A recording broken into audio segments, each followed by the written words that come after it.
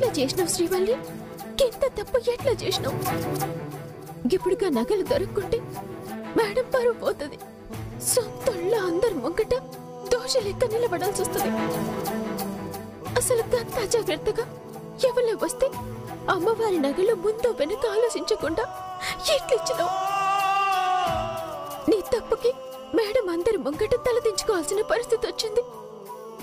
నీ వల్లే ఇదంతా, నీ వల్లే, నీ వల్లే, నీ వల్లే, నీ వల్లే, నీ వల్లే. శ్రీవల్లి, శ్రీవల్లి, ఏంటిది?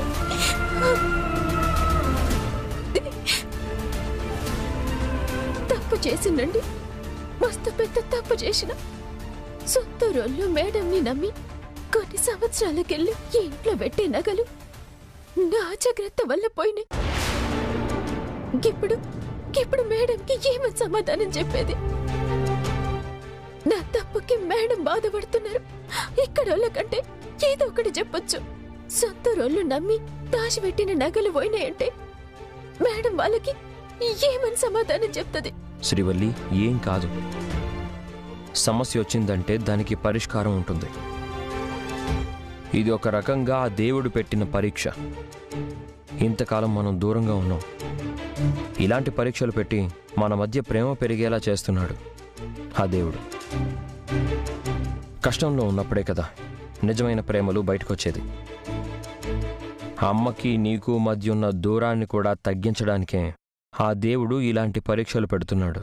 మేడం పరువు పోతని భయపడుతుంటే పరీక్షలంటారేందండి? దేవుడు కష్టాలు ఇచ్చేదే సంతోషాన్ని ఇవ్వడానికి. దేవుడు నిన్ను కష్టపెడుతున్నాడు అంటే నీకు సుఖం ఇవ్వబోతున్నాడని అర్థం అని అమ్మ చెప్పేది కదా, గుర్తులేదా? ఏం కాదు, ఆ నగలు ఎక్కడికి పోవు అని మనం అనుకుంటే సరిపోతుందా? రేపటికల్లా ఆ నగలు ఇయ్యలేదంటే ఊళ్ళో మేడం పరువు పోతుంది. రేపటి వరకు టైం ఉంది కదా, ఏదో ఒక విధంగా ఆ నగలు ఎక్కడున్నాయో తెలుసుకుందాం. అవన్నీ చేయాలంటే ముందు ఒంట్లో ఓపిక ఉండాలి కదా. ముందు కొంచెం తిను. నాకు ఆకలి అయితలేదండి. అంటే నీతో పాటు నన్ను పస్తులు ఉండమంటావా? అయ్యో, మీరింకా తినలేదా? నువ్వు తినకుండా నేనెలా తింటాను చెప్పు. తిను.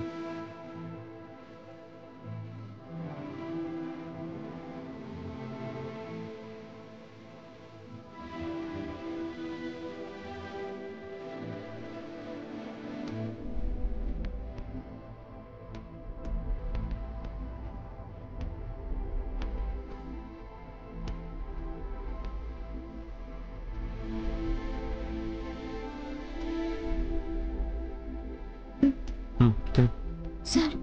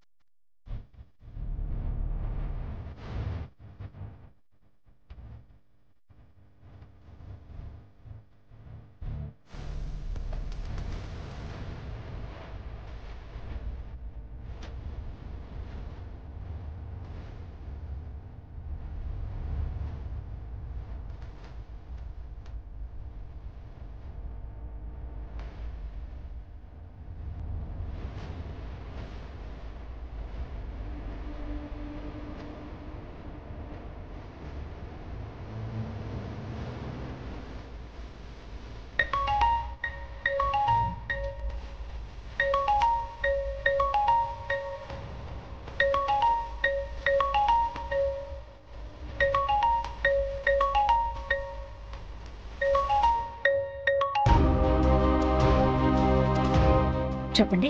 నమస్కారం మేడం. రేపు ఉదయం అమ్మవారికి అభిషేకం చేసి నగలు అలంకరించాలి. ఇప్పటికే మేమంటే కిట్టని వాళ్ళు నగలు బ్యాంకులో పెట్టాలి, కానీ ఊర్లో ఎంతమంది ఉండగా ఎక్కడో హైదరాబాద్లో పెట్టడం ఏంటనే అడుగుతున్నారు. అంత దూరం వెళ్ళి నగలు తీసుకురాకపోవడం ఏంటి అని గోల చేస్తున్నారు. రేపు నగలు తీసుకురాలేదంటే చాలా సమస్య అయ్యేలా ఉంది మేడం. అమ్మవారి నగలు కనిపించలేదంటే అది ఊరికే అపశకునం. రేపు ఉదయానికల్లా అమ్మవారికి నగలు అలంకరించలేదంటే మీ కుటుంబం అంతా పంచాయతీలో నిలబడాల్సి వస్తుంది.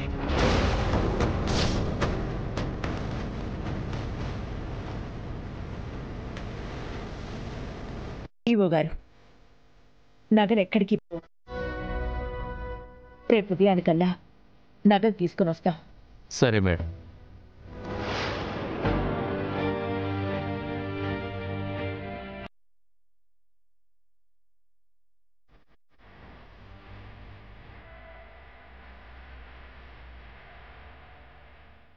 దేవకి, ఏమైంది? ఎందుకలా ఉన్నావు? ఇంకెలా ఉంటానండి, నా పరువుని పంచాయతీలో నిలబెట్టే పరిస్థితి వచ్చింది. ఇన్ని సంవత్సరాలుగా నా ఊరు నా మీద పెట్టుకున్న నమ్మకం, నా మీద చూపించిన గౌరవం, దేవకి కుటుంబం అంటే ఉండే అభిమానం అంతా అంతా నాశనమైపోయింది. అమ్మవారి నగలంటే ఊరి ఆస్తి. పోయింది డబ్బైతే మనం ఇవ్వచ్చు. వంశపారంపర్యంగా వస్తున్న నగలవి. అవి పోయాయని ఊరికి ఎలా చెప్పగలం? ఏం చేయాలో అర్థం కావడం లేదండి. నగలు లేకుండా ఊరి మొహం చూడగలనా?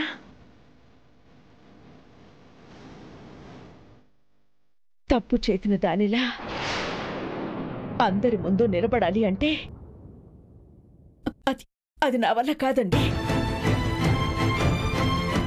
అందరూ మనల్ని ప్రశ్నిస్తుంటే ఏమని సమాధానం చెప్పగలం? దేవకి, నువ్వేం కంగారు పడకు.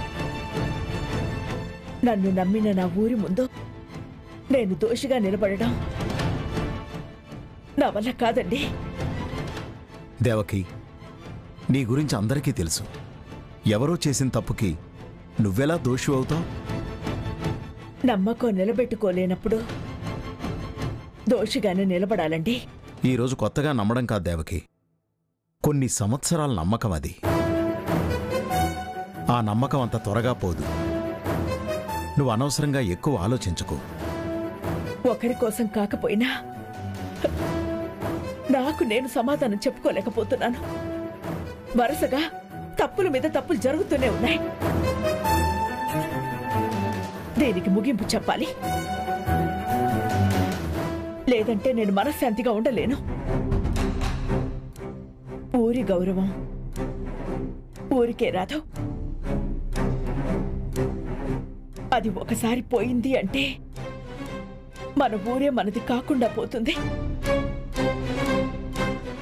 ఆ పరిస్థితి రాకూడదనే నా బాధ.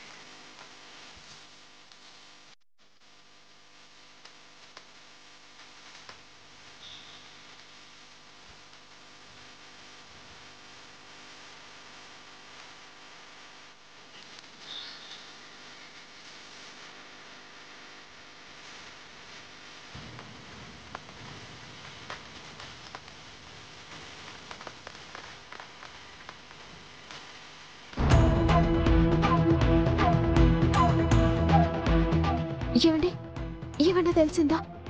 లేదు శ్రీవల్లి, ఎక్కడ ఎవరి దగ్గర తెలియలేదు. ఇంకా నగలు దొరికాయంటారా? మన ప్రయత్నం మనం చేద్దాం. ఉండు, నా ఫ్రెండ్కి ఫోన్ చేసి కనుక్కుంటాను.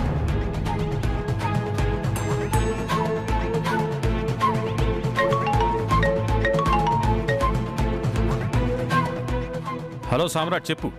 ఆ నగల గురించి ఏమైనా తెలిసిందా? ఇంకా లేదు సామ్రాట్. ఆల్రెడీ 2 టీమ్స్ని అదే పని మీద పంపించాను. ఎక్కడా ఇంతవరకు ఎలాంటి క్లూ దొరకలేదు. ఎలాగైనా ఆ నగలు ఎవరు తీసుకెళ్లారో పట్టుకోవాలి, లేదంటే ఊరిలో అమ్మ పరువు పోతుంది. నాకు తెలుసు సామ్రాట్, నీ పరిస్థితిని అర్థం చేసుకోగలను. కానీ అన్ని నగలు తీసుకెళ్లిన వాడు ఇమ్మీడియట్గా బయటపడ్డు. ఎక్కడున్నా నగల్ని కనిపెట్టాలి. ఓకే సామ్రాట్, నా తరపు నుంచి నేను గట్టిగా ట్రై చేస్తాను. ఏ చిన్న ఇన్ఫర్మేషన్ వచ్చినా ఇమ్మీడియట్గా నీకు కాల్ చేస్తాను. ఓకేనా? ఓకే. ఏవండి, వాళ్ళకు కూడా ఎలాంటి ఇన్ఫర్మేషన్ లేదంట. ట్రై చేస్తామంటున్నాడు.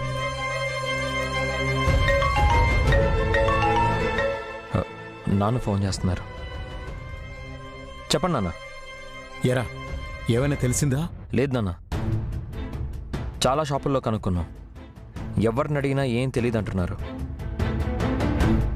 నా ఫ్రెండ్ సిఐ ఉంటే తన ద్వారా కూడా నగలు ఎవరు తీశారో తెలుసుకుందామని ట్రై చేస్తున్నాను. ఇప్పటికైతే వాళ్ళకు కూడా ఏం తెలియలేదు. సామ్రాట్, రేపు ఉదయానికల్లా నగలు కావాలరా, లేదంటే మన కుటుంబం పంచాయతీలో నిలబడాల్సిన పరిస్థితి వస్తుంది. అదేంటి నాన్న? ఊరన్నాక కొన్ని కట్టుబాట్లుంటాయిరా. ఒకరి వల్ల తప్పు జరిగిందన్నప్పుడు అది వాళ్ళు చేశారా లేదా అన్నది అనవసరం. ముందైతే అందరం వెళ్ళి పంచాయతీలో నిలబడాల్సి వస్తుందిరా. ఇంత బతుకు బతికి ఇంత పేరు ప్రఖ్యాతులు సంపాదించుకొని ఊరు మధ్యలో దోషుల్లా పంచాయతీలో నిలబడ్డామంటే అది మీ అమ్మ తట్టుకోలేదురా. లేదు నాన్న, అలాంటి పరిస్థితి రానివ్వు. ఎలాగైనా నగల్ని వెతికి పట్టుకుంటాం. త్వరగా ఏదో ఒకటి చేయరా.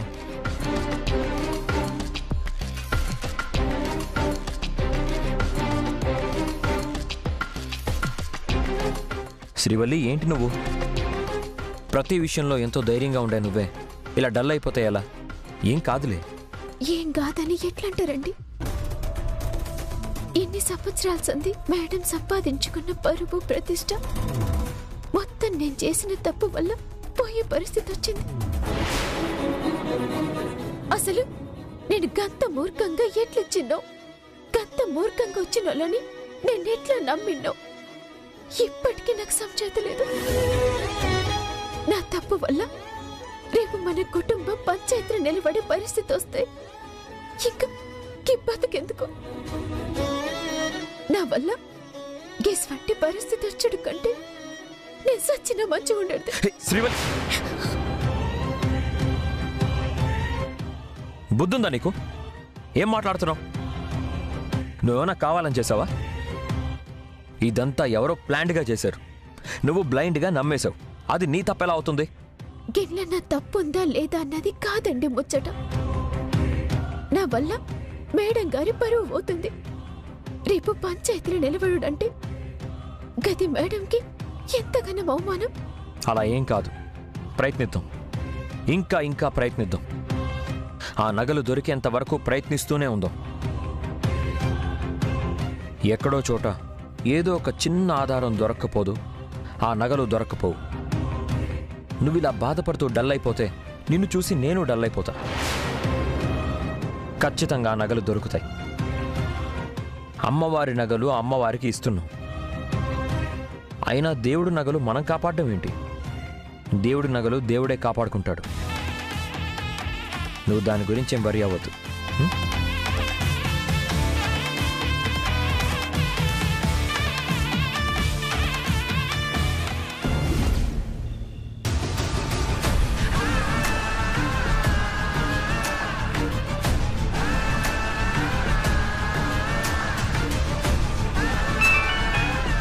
చెప్పండి మేడం.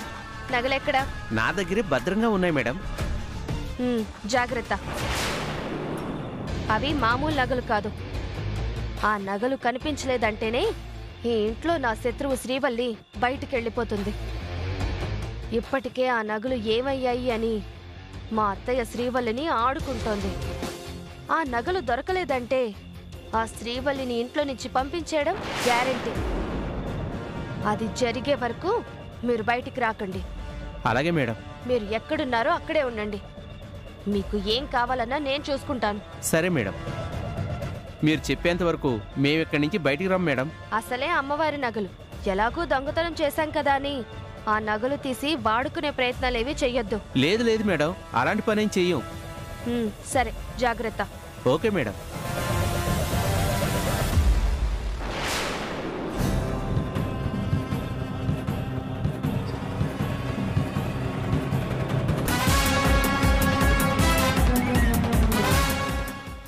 ఏంటి నువ్వు చేసింది?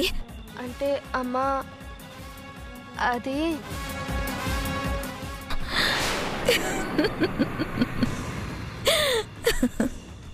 నీకన్నీ నా పోలికలే. అయినా నాకొక్క మాట కూడా చెప్పకుండా ఏంటమ్మా ఇదంతా? ఎందుకు? చెప్పిన దగ్గర నుంచి నీ నోరు గమ్మునుండదు.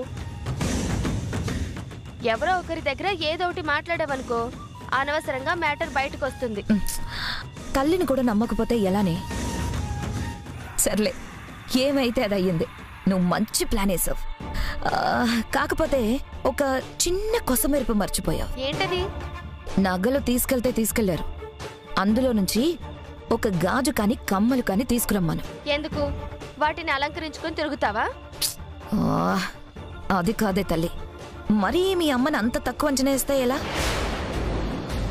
ఇప్పుడు గాని ఆ కమ్మలో గాజులో తెచ్చారనుకో, వాటితో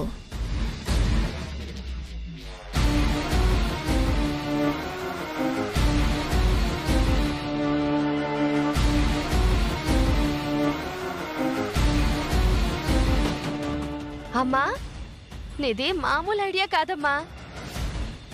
ఇంత ప్లాన్ చేసి నాకే ఈ ఐడియా రాలేదు.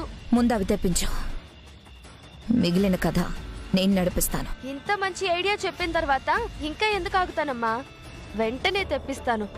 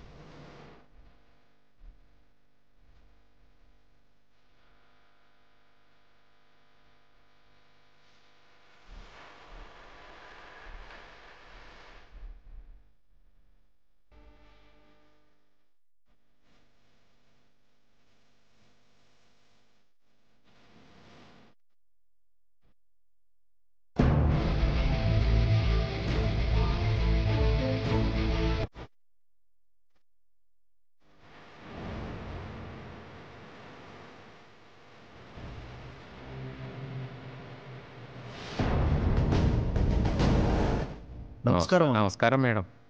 నమస్కారం.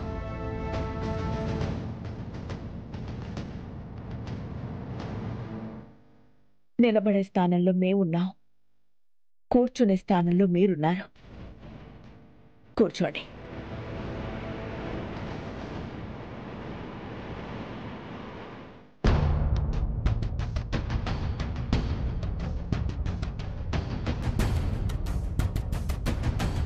అమ్మా, ఈ ఊర్లో ఏ సమస్య వచ్చినా ఈ స్థానంలో మీరుండి తీర్పు ఇచ్చేవారు. ఇప్పుడు సమస్య మీ ఇంటిది కాబట్టి మేము కూర్చోవాల్సి వచ్చింది.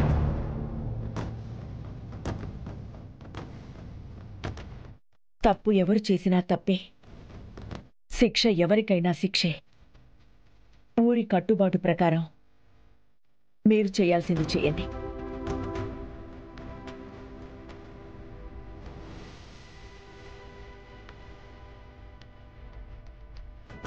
అమ్మవారి ముందు ఆరతి వెలిగించి ప్రమాణం చేయండి.